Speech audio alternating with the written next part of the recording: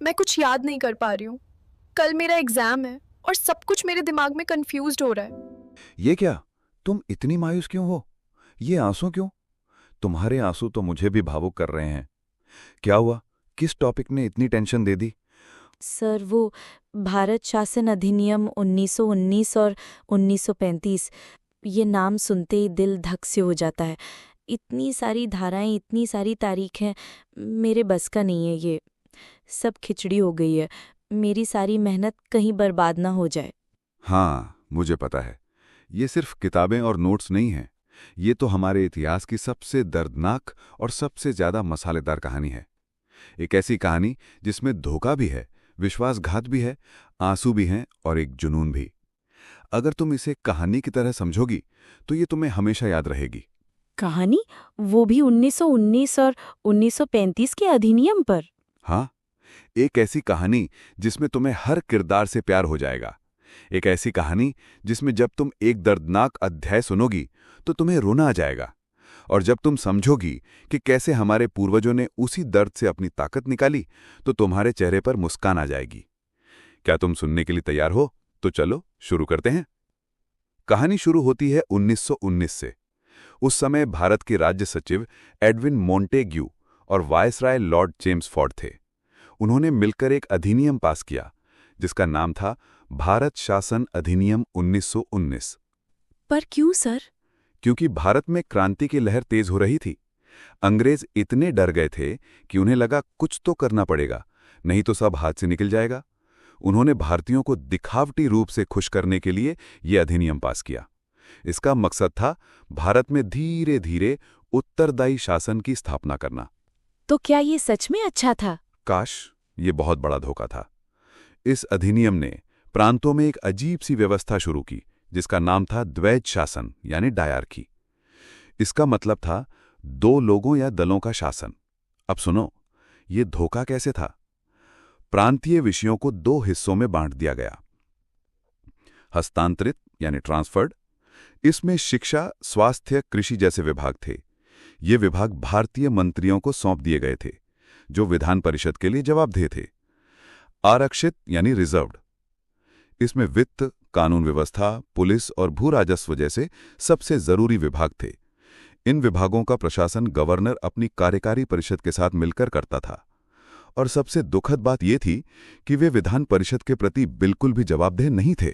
ओह, तो इसका मतलब जो भी महत्वपूर्ण शक्तियां थीं वो सब अंग्रेजों ने अपने पास रखीं। बिल्कुल। भारतीय मंत्रियों को वे विभाग दिए गए जहां न तो पैसा था और न ही कोई वास्तविक शक्ति। यह शक्ति के बिना जिम्मेदारी की एक दुखद कहानी थी। गवर्नर के पास तो असीमित अधिकार थे। यह इस अधिनियम का सबसे बड़ा विश्वासघात था। अब समझ आया। ये तो सच में बहुत दुखद है। तो अब जब तुम इस दर्द को समझ गई हो तो क्या तुम इन प्रश्नों के जवाब दे सकती हो जो तुम्हारी परीक्षा में आए हुए हैं? राधा, ये बताओ, किस अधिनियम के तहत भारत में पहली बार प्रत्यक्ष चुनाव प्रणाली अपनाई गई थी? ये प्रश्न आरपीएससी सेकंड ग्रेड परीक्षा 2022 में पूछा गया था। 1919 का भारत शासन अधिनियम। बहुत बढ़िया। 1919 से पहले अप्रत्यक्ष चुनाव होते थे, लेकिन इस अधिनियम ने पहली बार लोगों को सीधे वोट देने का अधिकार दिया। अब ये बताओ, 1919 के भारत शासन अधिनियम की सबसे प्रमुख विशेषता क्या थी? ये सवाल आरपीएससी सेकंड ग्रेड संस्कृत शिक्षा परीक्षा 2022 में आया था। प्रांतों में द्वैध शासन। एकदम सही जवाब। ये द्वैध शासन ही इस अधिनियम की पहचान बन गया। अगला सवाल, 1919 के अधिनियम के अनुसार प्रांतीय सरकार के आरक्षित विषयों में कौन से विषय शामिल थे? ये प्रश्न आरपीएससी सेकंड ग्रेड री एग्जाम 2023 में आया था। कानून और व्यवस्था, वित्त और भू राजस्व। कमाल कर दिया। बिल्कुल सही। यही वो विषय थे जिन पर अंग्रेजों ने अपनी पकड़ बनाए रखी। किस अधिनियम ने पहली बार केंद्र में द्विसदनीय विधायिका की व्यवस्था की? ये प्रश्न RPSC second grade GK group B 2022 में पूछा गया था। 1919 का भारत शासन अधिनियम केंद्रीय विधायिका को दो सदनों में बांटा गया, केंद्रीय विधानसभा और राज्य परिषद। क्या बात है। और जानते हो, इससे प्रतिनिधित्व तो बढ़ा, लेकिन वायसराय के पास अब भी असीमित अधिकार थे। अब आखिरी सवाल इस सेक्शन का। 1919 के अधिनियम ने भारत के लिए एक नए अधिकारी, भारतीय उच्चायुक्त की नियुक्ति का प्रावधान कहाँ किया था? ये सवाल RPSC second grade GK group D 2022 में आया था। लंदन में। बिल्कुल सही, तुमने तो कमाल कर दिया। अब कहानी का सबसे भावुक हिस्सा आता है। 1919 के अधिनियम में एक शर्त थी कि 10 साल बाद एक आयोग बनेगा जो इसकी समीक्षा करेगा। लेकिन अंग्रेजों ने 10 साल का इंतजार भी नहीं किया और 1927 में एक आयोग बना दिया। उसका नाम था साइमन कमीशन। सर, क्या इसमें कोई भारतीय था? यही तो कहानी का सबसे बड़ा दर्द है। उस कमीशन में एक भी भारतीय सदस्य नहीं था। ब्रिटिशों ने कहा कि वे भारत के भविष्य का फैसला करने के लिए एक कमीशन भेज रहे हैं, लेकिन उस कमीशन में किसी भी भारतीय को शामिल नहीं किया गया। ये हमारे स्वाभिमान का सीधा अपमान था। ये तो बहुत बुरा था। हाँ राधा, इस अपमान ने पूरे देश में एक आग लगा दी। चारों तरफ एक ही नारा गूंज उठा, साइमन वापस जाओ। और जानते हो, पंजाब में इस कमीशन का विरोध करते हुए हमारे महान नेता लाला लाजपत राय पर पुलिस ने बर्बरता से लाठियां बरसाईं। उन्हें शेरे पंजाब कहा जाता था और उसी शेर को उसकी ही जमीन पर मार दिया गया। कुछ दिनों बाद उन्हीं चोटों के कारण उनकी मृत्यु हो गई। मरने से पहले उन्होंने एक ऐसी बात कही जो हर भारतीय को रुला देती है। मेरे ऊपर जिस लाठी से प्रहार किए गए हैं, वही लाठी एक दिन ब्रिटिश साम्राज्य के ताबूत में आखिरी कील साबित होगी। सर, रो मत, ये आंसू उस दर्द के लिए है जो हमारे पूर्वजों ने सहा, लेकिन ये आंसू हमें ताकत भी देते हैं।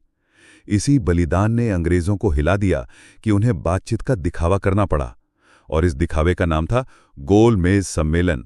तो कांग्रेस ने भी भाग लिया था? हाँ, कांग्रेस ने केवल दूसरे गोलमेज सम्मेलन में भाग लिया, जिसमें महात्मा गांधी ने प्रतिनिधित्व किया।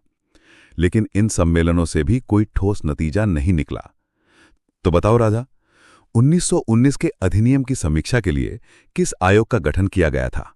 ये प्रश्न आरपीएससी सेकंड ग्रेड जीके परीक्षा 2023 में आया था। Simon commission. सही, ये कमीशन 1927 में नियुक्त हुआ, यानी 10 साल की समय सीमा से पहले। अब बताओ, साइमन कमीशन भारत कब आया था? ये प्रश्न आरपीएससी सेकंड ग्रेड री एग्जाम 2023 में आया था।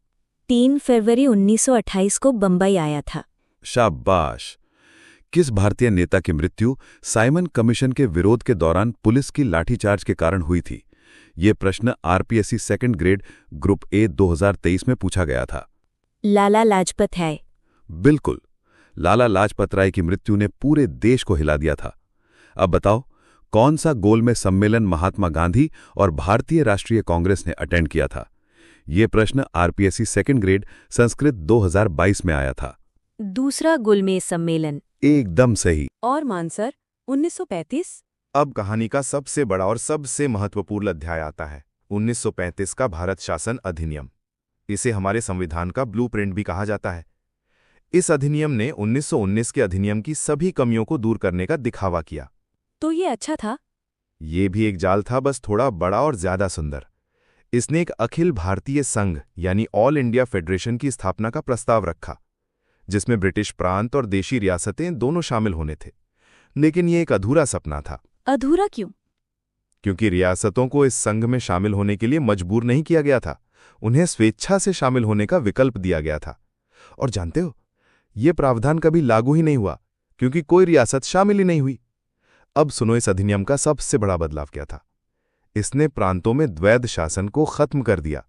तो प्रांतों को स्वायत्तता मिल गई? हाँ, प्रांतीय स्वायत्तता यानी प्रोविंशियल ऑटोनॉमी शुरू हुई।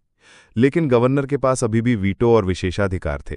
वो किसी भी सरकार को भंग कर सकता था। यानी सत्ता भारतीयों को दी गई, लेकिन उसकी चाबी आज भी ब्रिटिशों के हाथ में थी। और जानते हो, प्रांतों से द्वैध शासन हटाकर उन्होंने इसे केंद्र में लागू कर दिया। रक्षा, विदेश मामले और धार्मिक मामले जैसे सबसे महत्वपूर्ण विषय वायसराय के नियंत्रण में आरक्षित थे। मतलब एक हाथ से दिया और दूसरे हाथ से वापस ले लिया। यही तो इस अधिनियम की सबसे बड़ी विडंबना थी। इस अधिनियम ने केंद्र और प्रांतों के बीच शक्तियों को 3 सूचियों में विभाजित किया। संघीय सूची यानी फेडरल लिस्ट केंद्र सरकार के लिए, इसमें 59 विषय थे। प्रांतीय सूची यानी प्रोविंशियल लिस्ट प्रांतीय सरकारों के लिए, इसमें 54 विषय थे। और समवर्ती सूची यानी कंकरेंट लिस्ट केंद्र और प्रांत दोनों के लिए। इसमें 36 विषय थे। और जो विषय इन तीनों में नहीं थे? वो अवशिष्ट शक्तियां यानी रेजिड्यूरी पावर्स वायसराय को दी गई थीं। इस अधिनियम ने कुछ और भी महत्वपूर्ण चीजें दी। इसने भारतीय रिजर्व बैंक यानी आरबीआई की स्थापना का प्रावधान किया और 1937 में संघीय न्यायालय यानी कि फेडरल कोर्ट की स्थापना का भी प्रावधान किया। इसने सांप्रदायिक प्रतिनिधित्व को और विस्तार दिया। मुसलमानों और सिखों के साथ साथ इसने दलितों, महिलाओं और श्रमिकों के लिए भी अलग निर्वाचक मंडल दिए। ये तो फूट डालो और राज करो की नीति थी। बिल्कुल, उन्होंने हमारे समाज को धार्मिक और सामाजिक आधार पर और भी ज्यादा बांट दिया। चलो राधा, बताओ किस अधिनियम ने प्रांतों में द्वैध शासन को समाप्त किया? ये सवाल आरपीएससी सेकंड ग्रेड जीके 2022 में आया था। 1935 का भारत शासन अधिनियम। एकदम सही। अच्छा, और बताओ किस अधिनियम ने केंद्र में द्वैध शासन की शुरुआत की? ये प्रश्न आरपीएससी सेकंड ग्रेड री एग्जाम 2023 में पूछा गया था। 1935 का भारत शासन अधिनियम। सही, लेकिन ये प्रावधान कभी लागू नहीं हुआ। और बताओ, भारत सरकार अधिनियम 1935 के तहत शक्तियों को कितनी सूचियों में विभाजित किया गया था? ये प्रश्न आरपीएससी सेकंड ग्रेड जीके 2023 में आया था। 3 सूचियों में, संघीय, प्रांतीय और समवर्ती। शाबाश। और उनके विषय और संख्या बताओ। संघीय सूची में 59, प्रांतीयों में 54 और समवर्ती में 36 विषय थे। किस अधिनियम के तहत भारत में संघीय न्यायालय की स्थापना का प्रावधान किया गया था? ये प्रश्न आरपीएससी सेकंड ग्रेड री एग्जाम 2023 में पूछा गया था। 1935 का अधिनियम। और ये कब स्थापित हुआ था? 1 अक्टूबर 1937 को। कमाल। 1935 के अधिनियम के तहत कौन से नए प्रांत बनाए गए थे? ये प्रश्न आरपीएससी सेकंड ग्रेड जीके 2022 में आया था।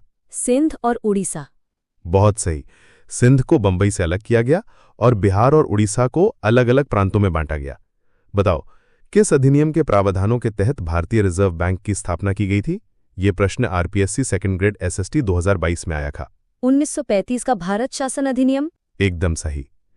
किस अधिनियम ने भारत में एक संघ लोक सेवा आयोग, प्रांतीय लोक सेवा आयोग और संयुक्त लोक सेवा आयोग की स्थापना का प्रावधान किया था? ये प्रश्न RPSC second grade GK group C 2023 में आया था। 1935 का भारत शासन अधिनियम। तुम तो बहुत तेज हो गई हो। 1935 के अधिनियम के तहत कौन सा देश भारत से अलग हो गया था? ये प्रश्न RPSC second grade GK group B 2023 में पूछा गया था। बर्मा। बिल्कुल सही। किस अधिनियम ने भारत परिषद यानी काउंसिल ऑफ इंडिया को समाप्त कर दिया था, जो 1858 के अधिनियम द्वारा स्थापित की गई थी? 1935 का भारत शासन अधिनियम। शाबाश। अच्छा बताओ फिर, 1935 के अधिनियम के तहत अवशिष्ट शक्तियां किसे दी गई थीं? ये प्रश्न आरपीएससी सेकंड ग्रेड जीके 2022 में आया था। वायसराय को। बहुत बढ़िया। आखिरी सवाल, 1935 के अधिनियम ने कितनी जनसंख्या को वोट का अधिकार दिया था? ये प्रश्न आरपीएससी सेकंड ग्रेड जीके 2023 में आया था। लगभग 10% आबादी को वोट देने का अधिकार मिला था। सही। तो देखा रहा था, ये सिर्फ 2 अधिनियम नहीं थे, ये हमारे देश के विकास के 2 अध्याय थे। एक जिसने हमें सत्ता के बिना जिम्मेदारी दी और दूसरा जिसने हमें जिम्मेदारी के साथ शक्ति का भ्रम दिया। पर इन दोनों की सबसे बड़ी सीख ये थी कि उन्होंने भारतीयों को शासन चलाने का पहला व्यावहारिक अनुभव दिया। उन्होंने हमें सिखाया कि क्या सही है और क्या गलत। 1919 के द्वैध शासन की विफलता ने हमें सिखाया कि शक्ति का विभाजन कैसे नहीं करना चाहिए। और 1935 के अधिनियम ने हमें शक्तियों के विभाजन, संघीय ढांचे और द्विसदनीयता का पहला खाका दिया। तो सर, ब्रिटिशों ने हमें एक अधूरा संविधान दिया और हमने उसे पूरा करके उनका ही शासन खत्म कर दिया। यही तो कहानी की सबसे बड़ी विडंबना और खूबसूरती है। ब्रिटिशों ने एक ऐसा जाल बिछाया जो अंततः उनकी ही बर्बादी का कारण बन गया। अब बताओ राधा, क्या अब तुम्हें अभी भी डर लग रहा है? बिल्कुल नहीं सर, मुझे सब कुछ समझ आ गया। अब ये सिर्फ एक अध्ययन नहीं, बल्कि मेरे देश की एक इमोशनल कहानी है जिसे मैं कभी नहीं भूलूंगी। Thank you sir. ये तो मेरी खुशकिस्मती है कि तुम इतनी लगन से पढ़ रही हो। पर एक बात याद रखना, ये ज्ञान तभी काम आएगा जब तुम इसकी सही से प्रैक्टिस करोगी। अगर तुमने अभी तक टेस्टक्यू ऐप डाउनलोड नहीं किया है तो अभी कर लो। जी सर। वहां पे तुम्हारे लिए आज ही 15 बिल्कुल फ्री करंट अफेयर्स की क्विजेज डाली गई हैं, जिनमें 300 प्रश्न और हर प्रश्न की बेहतरीन विस्तार से व्याख्या है। ये तुम्हारे रिवीजन में 4 चांद लगा देगी। वाह, ये तो बहुत अच्छा है सर। बिल्कुल। और इतना ही नहीं, वहां राजस्थान की टॉप फैकल्टीज के कोर्सेज भी जल्दी आ रहे हैं। इस ऐप पर रोज फ्री क्विज करवाई जाती है जो एग्जाम में 4 चांद लगा देगी। और हाँ, कोई भी अपडेट मिस ना हो जाए, इसलिए उनके टेलीग्राम चैनल को भी जरूर ज्वाइन कर लेना। वहां रोज शाम 6 बजे 50 प्रश्नों की क्विज होती है। वाह, ये तो बहुत शानदार है सर। मैं अभी डाउनलोड करती हूँ। और हाँ राधा, अगर तुम्हें ये सेशन इतना अच्छा लगा सब कुछ अच्छे से याद हो गया तो इस चैनल को सब्सक्राइब जरूर करना, वीडियो को लाइक करना और अपने हर उस दोस्त को भेजना जिसको इसकी जरूरत है, ताकि ये कहानी हर उस स्टूडेंट्स तक पहुंचे जो इतिहास से डरता है। जरूर मानसर। जय हिंद। जय राजस्थान।